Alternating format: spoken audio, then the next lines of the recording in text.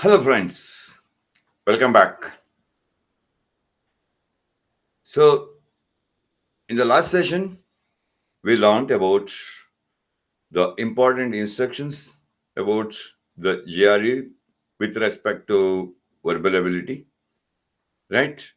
And today, and also we learned some important tips as well, how to take the exam, how to face the test in the GRE, right? So, today, I am welcoming you all for the day one of the session where we are jumping into learn about the contents about the GRE test that we would be having or we would be facing in the test, right? So I welcome you all for day one about the verbal ability in GRE. Great friends. Now, the first and foremost thing that all of us have to focus here is on the importance of the parts of speeches, right? Though all of us know that there are 8 parts of speech in English, we will be discussing about their importance and identification. I mean to say, what is the importance of each part of speech in a sentence? What is their role and responsibilities in a sentence? How they change their meanings, right? As all of us know that in English, not only in English, rather, it is there in almost all the languages we come across. One word, many meaning. In the same way, one meaning, many words. So in this context, even in English, the meaning of a word would differ from circumstance to circumstance or from situation to situation. So it would be very apt if we learn the importance and the identification of each part of speech, what they function in a particular sentence at a given instance of time or a given instance of situation or a given instance of circumstance, right? So that is the need of the hour today if we are facing any of the competitive exams with respect to English verbality or verbal aptitude, right? So as I already told you, the 8 parts of speeches in English are to start with noun, then comes the pronoun, right? Third would be the verb, then it is followed by adverb, then the adjective. So, after adjective, we will be learning more about conjunction, preposition, and interjection. So, these are the 8 parts of speeches. But as far as the GRE is concerned, we will not be discussing entirely about all the 8 parts of speeches in detail, but definitely we are going to discuss in detail about some of the important parts of speeches that are required for us from the point of view of any competitive exam. So here I would precisely say from the point of view of GRE test, right? So if I have to describe this 8 part of speech, if you have to remember them, what are the part of speech in English? I would compare this 8 part of speech into a human body. You see, the noun and pronoun, the first 2 part of speeches, that's noun and pronoun. These 2 part of speeches, they refer to the head of a body. They refer to the head of a body. That means where with the face is in the head part itself. So looking at the face, we can identify the individual, right?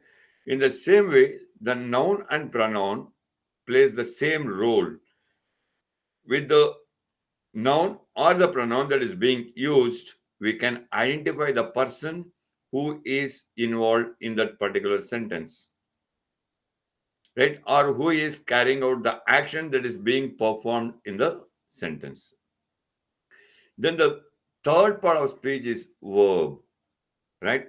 I have marked it red because it is very important. Verb plays a very vital role in a formation of a sentence in the language of English. So verb is known as the heart of a sentence. Verb is known as the heart of a sentence. If the heart stops, if there is no heart, then there is no human being. There is no life to that particular body. In the same way, if there is no verb in a sentence, if the verb is not used properly or in a proper form in a sentence, that sentence is as good as a non actionable sentence or giving no meaning at all. Then is the adverb and adjective. Adverb and adjective, these two can be compared to the ornaments of the body. Ornaments of the bodies are like your eyes, nose, ears, hand, leg, all these things, right? With which a person's beauty or the smartness or his, what do you call as, entire description can be made in a right way, right? If a person is having a squint eye, we call him as a squint-eyed person. If a person is blind from one eye, we call him as a one-eyed person. So all these things, no, that disturbs the beautification of the appearance of an individual. So this adjective and adverb, these are those ornaments that beautifies the sentence, that gives weightage to the sentence, that gives value to the sentence, right? So these two things, adjectives and adverbs, they are can be compared as the beautification parts of the body.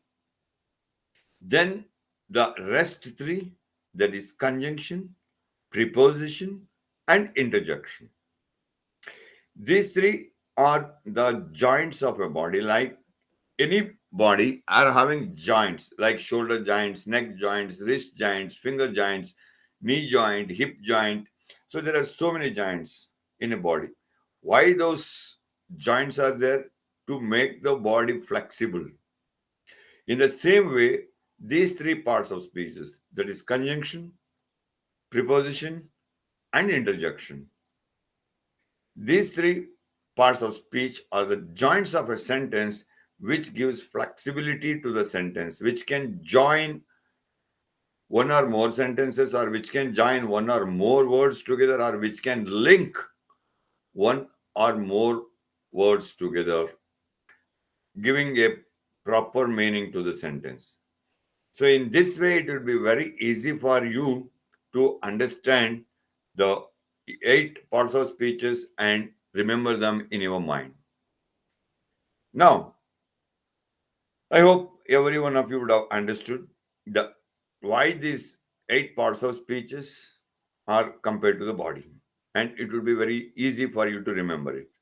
Now, let us go and learn few of the important part of speeches that are very much essential to know about from the point of view of the exam of English in any competitive exam. So, the first and foremost part of speech that we are going to talk about today is about the noun. Noun is that word that tells us uh, about or describes about five things. What are those five things? If you just remember them in an order in your mind, you will never forget the noun to be identified in a sentence. That is, what are those five things? Those five things are, it tells us about or it describes about a person, right? That is a human being, a person. Secondly, the place. Any place it can be. Third thing is the thing. Fourth, Animals. It tells us about the animals. Animals of all sort of things. From a microscopic bacteria to the huge, gigantic rhinoceros or dinosaurs or elephant, whatever you think the greatest animal is there on this planet Earth. And finally, the idea. The idea that strikes to the mind of a person. The idea we use to describe something. Right? These are the 5 elements. So, how can we remember all these 5 elements? Yes. First thing is the person, human being. Human being is rated as the most intelligent person on the planet Earth. Is a human being is given the topmost priority. So when you think about the human being, the person, very easy to remember. It tells about a person, it describes about a person. So what is required for a person to live? That is the place. A place is required for a person to live. So connect person with the place. Then what is required? Next requirement for the person, things to live, like groceries, air, some of the materials, liquid, that thing, this thing, and all those things comes, go in an order. Person, the requirement of a person to live is the place. Then the next requirement comes the things for him to live peacefully. 3 things you got it. Once man is over, next comes the animal. Next, living creatures, animal. Finally, the idea. What are the ideas that comes to our mind? The feelings, how we describe that, those things, right? So these are the 5 elements that can be identified in a noun. So it's very simple. I have given certain examples here to make you to understand how these 5 categories can be easily found out or identified in a given sentence. So that going forward, when we learn or when we talk about the sentence formation or how the error could be found out in a sentence, right? What are the one word replacement that we have to do? What are the words that are used? So synonyms, antonyms, all these things, when we start learning, it will be very easy for us to identify the type of noun that is there. Okay.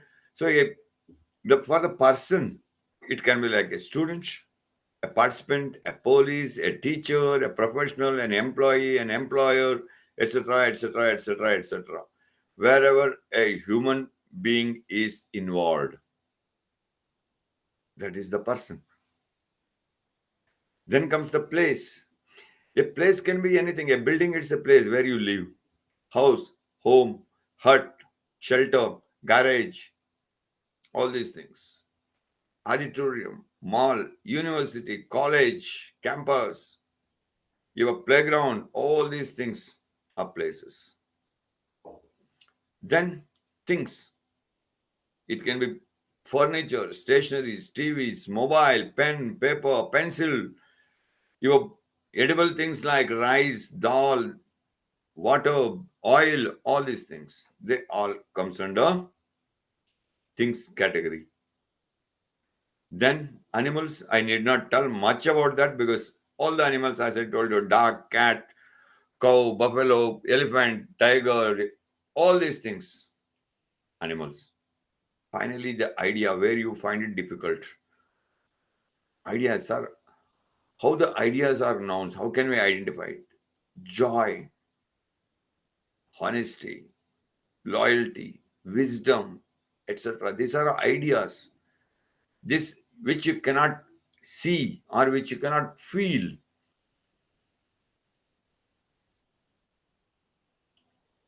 So these are the nouns. So when we get into the types of nouns, you will understand what are these nouns, where this idea comes as a noun. Keep suspense till then. then you will understand, अरे ideas भी noun होता है. Yeah, even ideas are noun. Great. You have to understand that.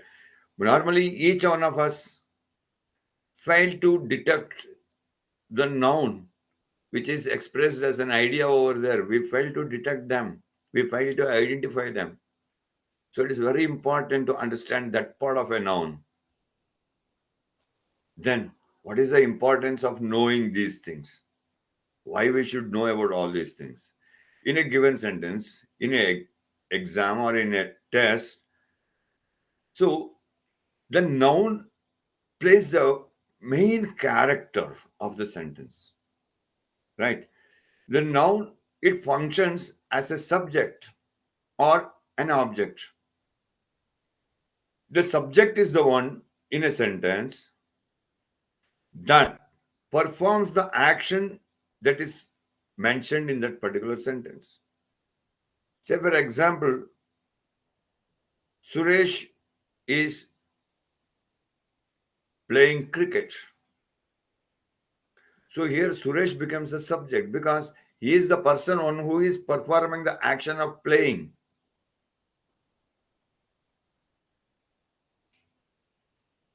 And cricket is the object, it is a noun. It is an idea how to play cricket. It is not a thing, it is not a place, it is not a person, and it is not an animal. It doesn't come under any of these four categories. It's a cricket. It's a game. Football. It's a game. They are played on the basis of ideas. The ideas are created. With the ideas, they have created rules and regulations for them.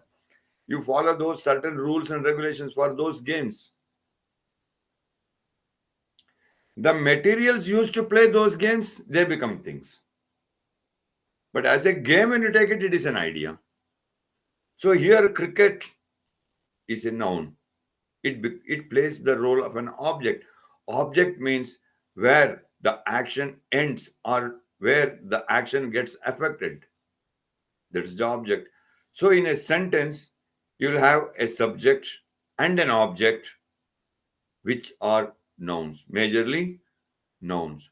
So it is when you are reading a sentence in the exam, a given sentence, you are asked to identify certain character or certain personality or certain description. Knowing the definition and the importance of these parts of speeches plays a very major role, right? So that's what you have to understand in a given sentence when you take up the exam. So this is all about the noun. Now let us see what are the types of noun. The first and foremost type in a noun, as all of us know, it is the proper noun. Proper noun. As the name itself tells, proper means a definite one. So that means what? A particular name or a definite name given to a person, means human being, to a person or a place. A definite name given to a person or a place. Why I am telling these two categories? These two categories are always given a definite name to get identified, person and place. And sometimes, occasionally, it will be given to things and animals. Things and animals. Things, it can be books or monuments. Animals, like the pet animals. You give a particular name to your pet animal. For books, you give a particular name to it. A novel is given a particular name of the novel. If you have to go and search a novel, you will search that novel with a particular name. But not all the books are given the names, right? Only certain times, and all the monuments, they come fall under the category of things. But not all the pyramids, though they are monuments, they are not given the names. They call it as pyramids simply. So just understand monuments. Taj Mahal, it is a monument. Qutub Minar, it is a monument. Charminar, it is a monument. Gol Gumbaz, it is a monument. So, Mahabharata, book. Bhagavad Gita, book. Quran, book. Bible, it is a book. Guru Granth Sahib, it is a book. Bold and Beautiful, it is a novel. So this way, and for some pet animals, dog, cat, and all those things that you rear up or bring them up in your house, you will give a pet name to them. Jackie, Pocky, Rani, Ruby, all these sort of things. And certain wild animals which are tamed, used for various purposes in temples, for examples, elephants in temples and other places, even in circus, at zoo, these things. So only at times only we give them the names. Not all the dogs in the street are given the names. Not all the cows in the herd are given the names. Only few cows which need to be identified, which are very important, they give the name to them. Ganga, Gauri, Kaveri, like this. Right? Not all the elephants in the forest are given the names. Only tamed elephants that perform certain activities during certain time. Like in temples, they give the names of Ram, or what do you call as Ganesh, Drone, Bhim, Arjun, etc. Right? So these are the things that we give. That particular name, that definite name that is being given, they are known as proper noun. To understand the proper noun, always a proper noun begins with a capital letter wherever it is being used in a sentence. Whether it is used in the very beginning of the sentence, or it is used in the very second word of the sentence, or in the middle of a sentence, or at the fag end of the sentence, if a if the proper noun is used, the first letter of that particular proper noun should be in capital. So that gives you an identification to understand, yes, this must be some proper noun. That means it is a noun. Right? So here, when I say it is for persons, like all of us are being given the name, I need not explain about that. When it comes to places, like the country, the states, the districts, the villages, everything has a name. They are the proper nouns. Right? And certain monuments and certain books, as I told you, they are given the names. These are known as the proper noun. Then the second important noun that we have to understand is the common noun.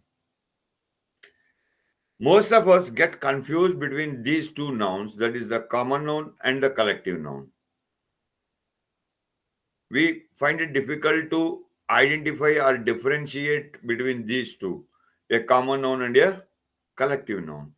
So we have to be very much aware about this.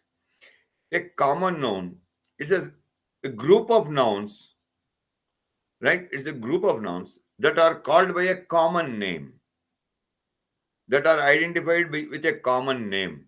They are known as the common nouns. Say, for example, your pencil. Whatever may be the brand of the pencil, whatever may be the company of the pencil, whether it is a color pencil or it's a regular lead pencil or whether it is XYZ pencil, but it is called as a pencil. A pen, whether it is a fountain pen, whether it is a jotter, whether it is a normal what do you call it as lead pen, or whether it is a microtip pen, whether it is a whatsoever it is, gel pen, whatever it is, whether it is a sketch pen, whether it is a marker pen, whatever may be the category of the pen, but it is identified, that particular group of that thing is identified as pen. A particular category of animals, they are identified by one particular common name. They are all called with a common name. All cows, all dogs, all bullocks, all buffaloes, all elephants. So these sort of things, they are known as common noun. Then the collective noun. Just see the difference. A group of nouns are common nouns. A group of common nouns are nouns clubbed together, clubbed together, a group of different common nouns clubbed together and called by a single noun or addressed by a single noun. They are collected together. They are collectively told as one particular thing, known as, we address them or we refer them as one particular noun. That is called as the collective noun. For example, stationery, which includes book, your A4 size papers, your full scale papers, color papers, drawing sheets, chart papers, different kinds of chart papers, your eraser, sharpener, pen, pencil, carbon sheets, color boxes, paint boxes, brushes, paper pins, paper clips, all these things clubbed together, we call them as stationery. Furniture, it's a collective noun. Whether it's a chair, table, bench, desk, stool, teapot, bed table, whatever it is, it's a cot, single cot, double cot, half cot, full cot, whatever it is. They are clubbed together and called by one particular name as furniture. Right? In the same way, government. Most of us think, sir, government, how can it be a collective noun, sir? Most of us do error here only. We find it as a singular noun. Of course, it is a singular noun, but it is a collective noun because it is the collection of ministries. It's a group of ministries forms the government. Right? So the collection of ministries, not ministers. Don't get confused between ministers and ministries. Minister can be XYZ, anyone. But ministries never change. Minister can change. Today your prime minister is someone, tomorrow it will be someone else. Today your president is someone, tomorrow it will be someone else. Today your chief minister someone is, tomorrow it will be someone else. Today your defense minister is XYZ, next year it will be ABC. We don't know. But the ministry will never change. The minister will change, but the ministry will never change. Prime Minister's office, Chief Minister's office, Defense Minister's office, Home Minister's office, that ministry stays. The group of these different ministries forms the government. So a government is a collective noun. When you say vegetables, you are not particular about which vegetable you are talking about. All vegetables clubbed together, we call it as vegetable. It can be beans, carrot, cabbage, tomato, potato, whatever the thing it is. People, it's a collective noun. People includes a newborn baby to the centurion, whatever may be the age factor, whatever may be the gender, whether it's a male, female, transgender, 5 years old baby or 120 years old man, no matter whether it's a student, teacher, principal, someone else, XYZ, doctor, engineer, whatsoever it is. In a common, collectively, we address them as people. right? In the same way, ration, team, etc. These are known as collective nouns. So you should understand the difference between a common noun and a collective noun. Collective noun is a group of nouns clubbed together or collected together, whereas a common noun is a single name given to a group of certain nouns, specified nouns, categorized nouns. That is common noun. Group of certain categorized nouns clubbed together and called by one single name is called as the collective noun. This difference, if you understand, it would be quite easy for you to identify a noun in the sentence. Then the third thing is the abstract noun, which I told you while telling you the definition of noun, ideas. The fifth component of a noun, the ideas. The ideas are the abstract nouns, means which cannot be seen with the naked eyes, which cannot be felt, which cannot be smelt, which cannot be touched.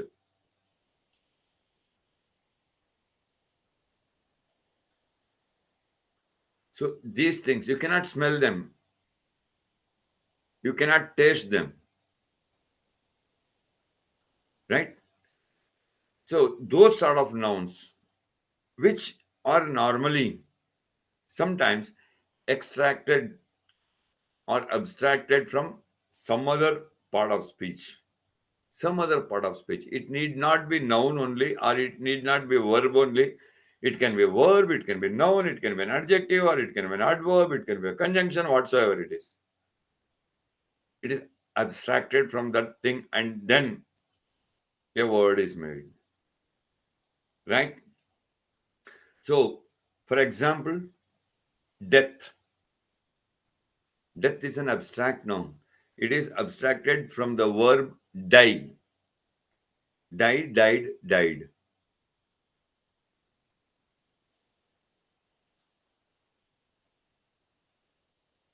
Happiness.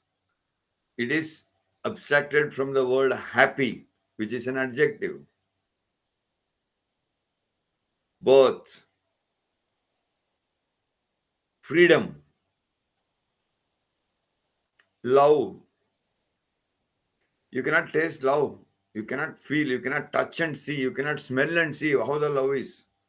But it is a noun. These sort of things. Charity, democracy, these sort of things, they all are nouns. They are known as abstract nouns. So this is where we find it difficult to find out whether, "Arey yaar, die is a verb, die, died, died, so death is a verb." No. That's where we get confused. That's where we get into trouble in identifying the noun. The death happened due to an accident. You see, accident is a noun, death is also a noun.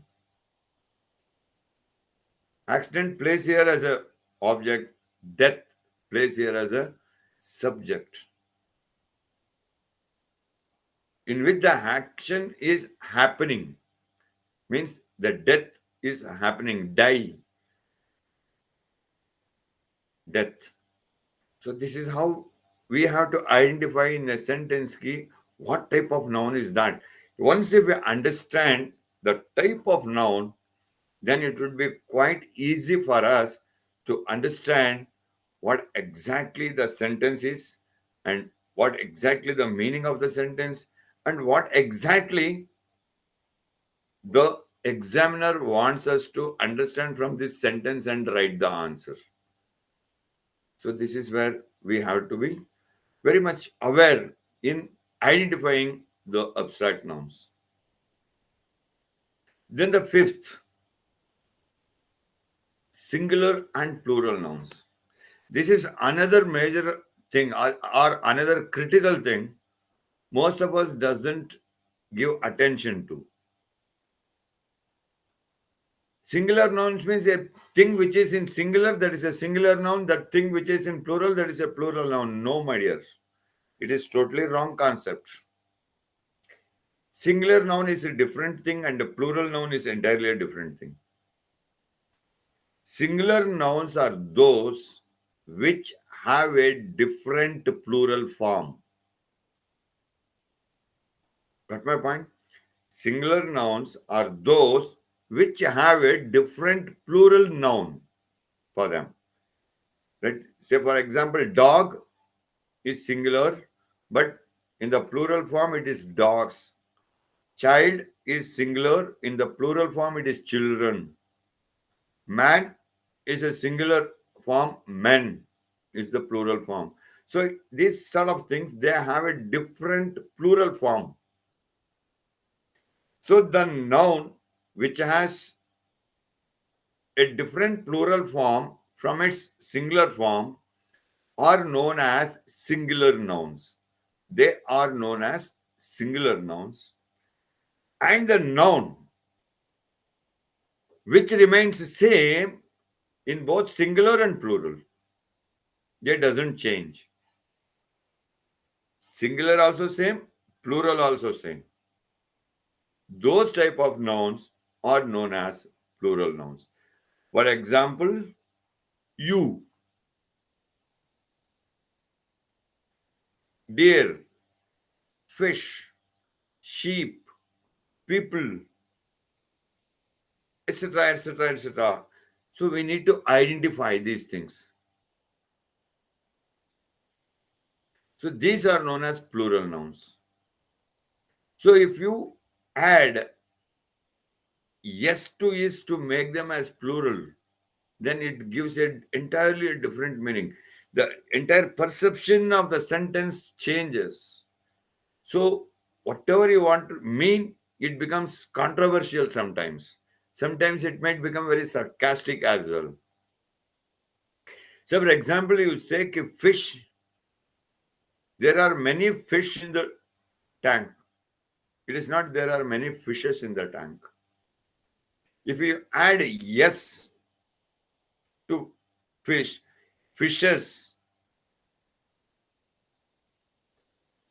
So here, when you make it as fishes, it becomes a verb. It will not remain as a noun. Instead, it becomes a verb. It plays the role of a verb.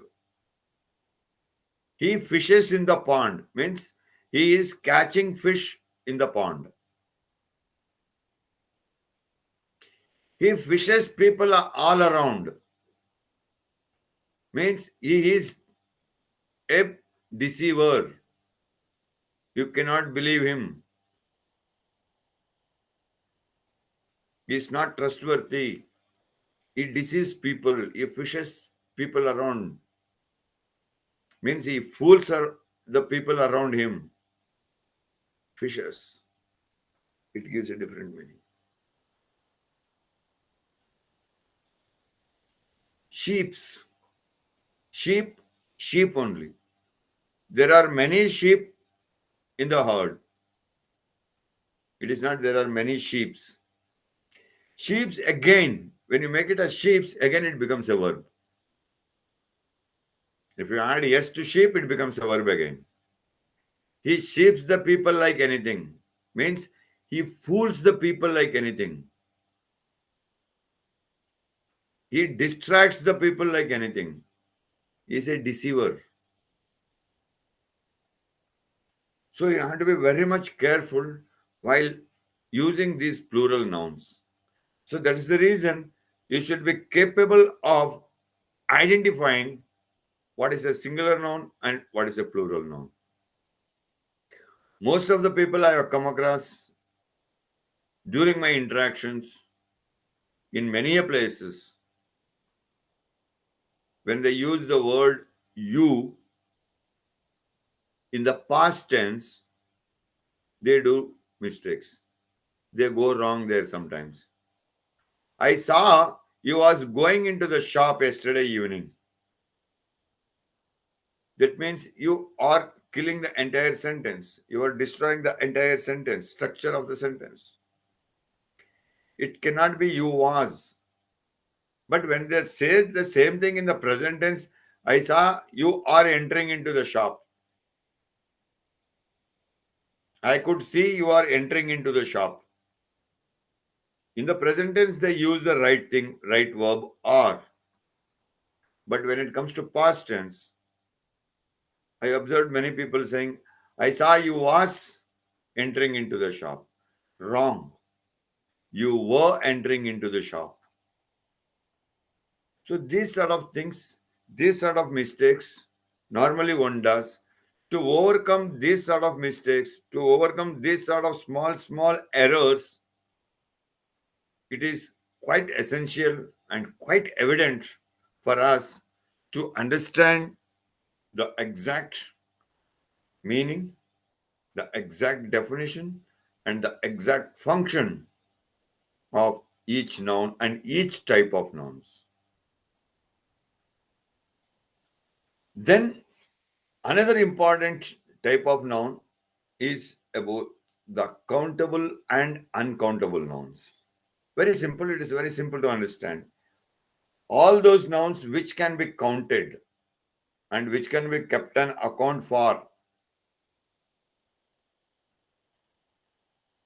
all the individual nouns that can be counted and can be kept an account for, they are known as the countable nouns. Like the one trees, you can count. Pencils, you can count. Shirts, pants, you can count. Population, you can count. Every census, they count the population of the country. You can count. Students in an institution, countable. They can count. Teachers, faculties, professors, principals, head of the departments can be counted. They are all countable nouns. The nouns which cannot be counted, it cannot be counted at all. They are known as uncountable nouns. For example, all the pulses, grains, money, liquids, sand, these things cannot be counted. One morsel of rice, how many rice grains are there? Can anyone count? Difficult. How many morsel can you count? One morsel, two morsel, it will take you months together to count 1 kilo of rice, 1 kilo of sugar. Not possible. So, those type of nouns are known as uncountable nouns. Then, coming to the next thing that we need to identify is the material nouns. Material nouns are again simple that you can identify very clearly. They are the names of the metals. To identify the metals, a certain name is given, right? So they are known as the material nouns. Say, for example, wood, plastic, iron, copper, gold, silver, bronze, brass, all these sort of things, polythene, all these sort of things, they are known as material nouns. So once you understand these things, the correct definition of noun and those various types of nouns and their functionality, it will be quite easy for you to understand the things we spoke in the previous session about, to understand the prefix, suffix, and the root word. I hope you all of you remember those instructions and the tips I told you about in my previous session, right? So that would, once you understand these things, the functionality and the definition of that particular part of speech, it will always help you to understand the prefix, suffix, and the root. That's the reason one has to understand this part of speeches, their definitions, and their functions.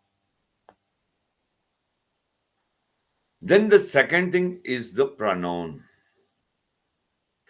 The noun and pronoun, they are also known as the twins. They are known as twins. Both plays the role of a head of a sentence. Both plays the role of a head of a sentence. So what is pronoun? It's very simple. The word that is used instead of a noun, or which replaces a noun, or which can be used in place of a noun. Very simple. Those are the pronouns. So when we come to pronouns, there are certain things called as subject pronouns. These can be these subject pronouns replaces the subject part of a noun. Say for example, I told you now कि Ramesh is going to college. So Ramesh is performing the action of going. So Ramesh is the subject, going is the verb, and college is another noun, that is the place. Right? So where is the action ending? In the college. So college is the object. So these subject pronouns, they replace the subject noun. They replace the subject noun. That means we know that Ramesh or Suresh or Kamalesh, whatsoever name is, by the name we identify the gender. So we accordingly replace. If it is Ramesh, Suresh, Venkatesh, whatever the name it is, it tells us about the gender. So we replace that subject pronoun with the word he. If it is singular, he. The same thing if it is plural, then it becomes they. Then it becomes they. If the same thing is instead of Ramesh, if it were to be Sita, Geeta, Leela, Mala, all these things, we understand that it is a female. Then we replace those names, those individual or those proper nouns with a subject pronoun that is she. Again, singular. If they are in plural, again they will use the common subject pronoun that is they. Right? So I is a pronoun. It is singular. Then plural for I is we. Plural for I is we. Then, as I told you, the next thing is you.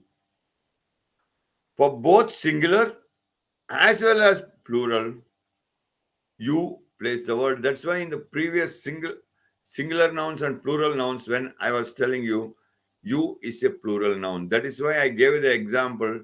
You were going. I saw you were entering. You were. That's why always the second person is always addressed with a plural verb. That we should never forget. And the third thing, where we use the gender as a neuter gender, right? Neuter gender. So there is a lot of difference between a neuter gender and the transgender. So don't get confused. It, as in most of the regional languages, we say the third gender is the transgender. No. So third gender is the neuter gender. Neuter gender means there can be gender to the subject or the object that we are mentioning, but we are not specifying the gender there. We are not referring to the gender there. So that is it. It can be a dog, it can be a human being, whatsoever it is. We never, especially for animals, as all of us know, that there is a gender existing for animals. But we never address them with the genders, whether it is a male or a female. Right? So that is where we use this neuter gender, that is it. Again, for plural for it is also again they.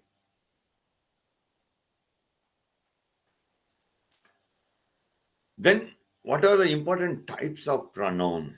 What are those things? As I told you, the personal pronouns, which are used for the personals, right? Which replaces the subject. So they are I, you, he, she, it, we, they, all these things. They are known as the personal pronouns. Then comes the demonstrative pronoun. Demonstrative pronouns are those which are used to identify certain nouns by pointing towards them or by showing them, right? That means showing means to demonstrate, or pointing towards means making that particular thing to be seen. So those type of pronouns are called as demonstrative pronouns, that are this singular, these plural, that singular, those plural, and etc., etc., etc. So, sir, when do we use these things? When should we use this, or when should we use that? This is used, this particular word, this is used when you are pointing towards an object or showing an object which can be reached physically by your hand, which you can touch and show, demonstrate. Say, for example, this is my mobile. This is my mobile.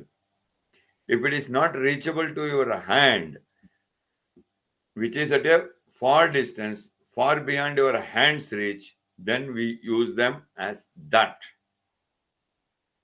The distance can be up to where one's eyesight can reach to show that. There, can you see there a red flag? Next to that red flag, where you are seeing is next to that is my house. That to the up to the distance where the eyesight can reach. So that is, these are called as demonstrative pronouns. Here, there. So these things, they all are known as demonstrative pronouns. Then comes the possessive pronouns. Possessive means where one owns something, where they display their ownership. That is the possessive pronoun. So it's like mine, it is my book, it is my mobile, it is my pen, it is my house, it is your book, it is your pencil, it is your pen, it is your house. This is her pencil, this is his box, this is his dog, this is his car. So these sort of things, they are known as possessive pronouns. And finally, the reciprocal pronouns. What are reciprocal pronouns means? Which where we use them in pairs to reciprocate with one another. Say, for example, we use man and woman. No? So here we separate it by adding the word and. So in the same way, we use each other, one another, here and there, boys and girls, right? So these are known as reciprocational words. So when we use the pronouns which reciprocate, so those things are known as reciprocal pronouns.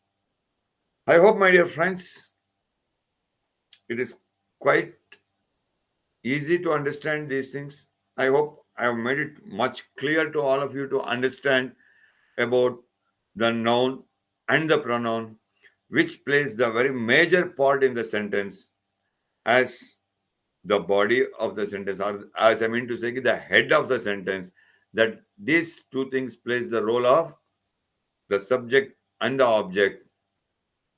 So identifying these things, understanding these things would really help us to read and understand the sentence quite clearly and answer to those things as per the instructions that has been asked for to do. That would help us once we understand these functionalities. Thank you, my dear friends. Let us continue the session tomorrow again and learn more about more of the important parts of speeches that we need to understand, that we need use normally in the day-to-day language of speaking or writing or listening or reading English. Thank you, my dear friends. Thank you. Let us meet in the next session. Thank you. Thank you all.